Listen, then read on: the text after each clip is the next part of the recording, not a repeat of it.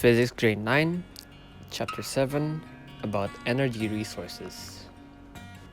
This is the table of contents, and this is the 4 different topics that we will learn today.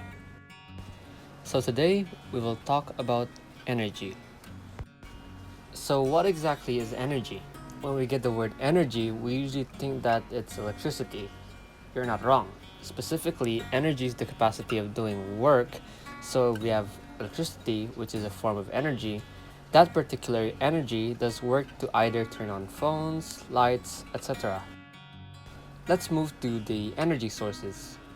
There are 2 different types of energy sources in this world: non-renewables and renewables.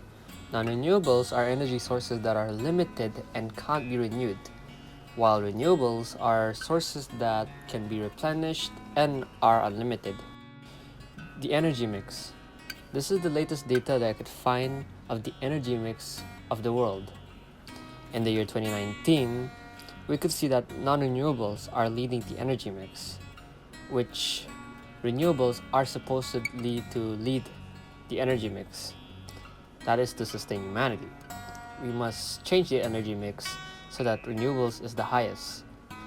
If it's not done, we will rely on something that will eventually run out. Non-renewables. There are 2 types of non-renewables, and we'll start off with fossil fuels. Fossil fuels are fuel formed naturally using anaerobic conditions to decompose dead living organisms. What are the types of the fossil fuels? There are 3 types of fossil fuels. First is coal, second is oil, and third is natural gas. The formation of fossil fuels. In the left-hand side, we can see the coal formation. Coal forms when dead plants are buried in layers, and over time, with heat and pressure, the remnants of the plants eventually turns into different stages of coal.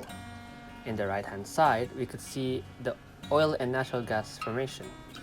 Oil and natural gas forms when dead animals decay and follows a sedimentary rock process, which over time with heat and pressure, it turns into oil and natural gases. Oil. Oil are created by dead remnants of animals that experiences anaerobic conditions. Same as oil, coal are created naturally by dead remnants of plants. It's created as more pressure and heat is added over time. How does fossil fuels produce energy? All the fossil fuels follows almost the same way of producing energy. So first, fossil fuels are brought in and burned. When they are burned, they create heat. That heat turns water to steam. And when water turns into steam, it turns a turbine. The turbine drives a generator and it creates electricity. What are the advantages of fossil fuel? Fossil fuels are very cost effective, or in other words, cheap. It's cheaper than other resources as it is very abundant or very easy to find. The second is easy production of energy. It's pretty straightforward, relatively easy to transport as well. Having advantages, there are also disadvantages. Fossil fuels is a non-renewable. It will run out over time, sooner or later. Its costs increase. As it runs out and people needs it, prices will eventually rise. The third is emission. When fossil fuel is burnt, it releases carbon dioxide gases. Let's move on with nuclear energy. Nuclear energy uses fusion or fission of atoms to create heat and create energy. Which one do we use? As our technology isn't capable to fuse atoms together, we use fission, breaking atoms to create heat. Common atoms used in nuclear power plants are uranium-235. How do you produce energy in the nuclear power station? So first, atoms are put in a nuclear reactor and the atoms will experience fission. When that happens, it creates heat to turn water to steam. The steam turns a turbine and drives a generator. The generator turns and creates electricity. When the steam passes the turbine, it goes back to a condenser and turns steam to water. What are the advantages of nuclear energy? Well, nuclear energy doesn't create emission, as it uses fission in a reactor and doesn't have carbon composites. The second, it's very long lifetime, A nuclear power plant lasts very long. It lasts about 20 to 40 years. What are the disadvantages? Well, first, it's non-renewable. It will run out over time. It's very expensive, like maintenance, which includes radioactive and safe disposal. Those are very expensive. The third are public perception. Negative perception of nuclear power plants are spread around the world. Let's continue with our last topic, which is about renewables. Solar power. Solar power is the one main exception in the way that electricity is produced, because most electricity uses turbines and a generator. But this particular method uses photovoltaic cells. So how exactly do we produce energy with solar power? First, sunlight will hit the solar panels, which the photovoltaic cells will turn sunlight to electricity.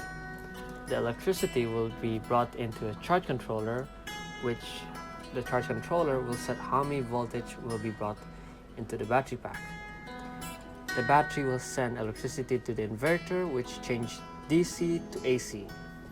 And then the inverter will distribute the electricity to utilities and houses.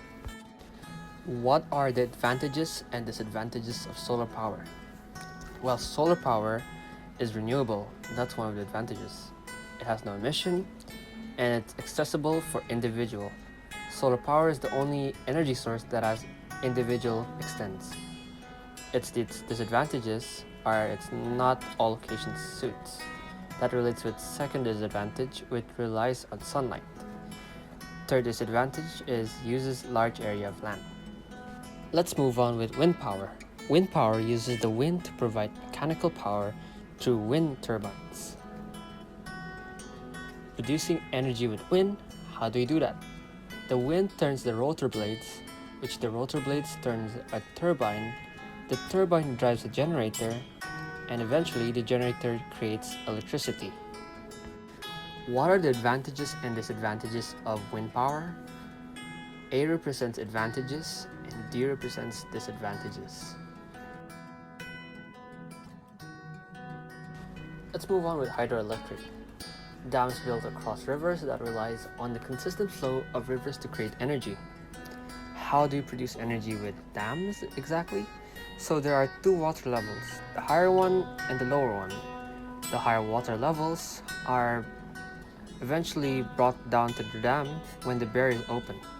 When that barrier opens, it creates high water pressure in the dam.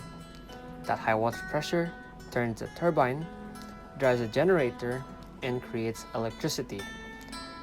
The water then are brought down to the lower level of the dam or the river.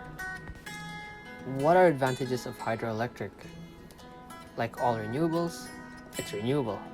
It will never run out and will replenish. It creates no greenhouse gases, and it's used for other uses. Water can be used for other purposes, for instance, clean drinking water. Hydroelectric disadvantages are flood. It causes upstream flooding. It's very costly to build a dam, and it disrupts natural ecosystem. Towards the end of this study, we will talk about my thoughts or a simple conclusion. As we know, non-renewables are leading the energy mix. We must change that and make renewables lead it. Even though yes, renewables have some drawbacks, but with more research and development, we will be a more self-sustaining being. I have a question before we end. Do you want an exciting future? Well, exploring is the key. Here's a little quote. Not even gravity contains humanity. When we explore, as a one for all.